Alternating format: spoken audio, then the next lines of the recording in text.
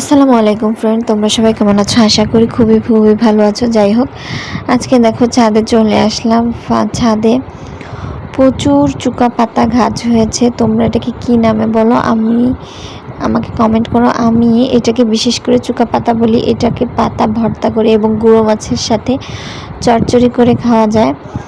তাছাড়া এটার ফলটাকে টক রান্না করে খাওয়া হয়, খুবই ভালো লাগে।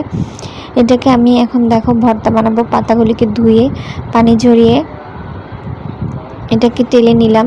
সামান্য একটু তেল দিয়েছি, পাতাটা যেন সুন্দর করে ভাজা ভাজা হয়। তারপর পেঁয়াজ, এক কোয়া রসুন ভেজে নেব।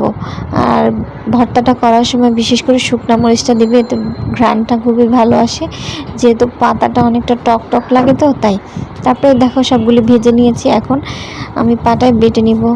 এই তো আমার বাটা হয়ে গেছে। দেখো ভর্তাটা খেতে খুবই টক লাগে। আর এভাবে কে কে খাও আমাকে কমেন্ট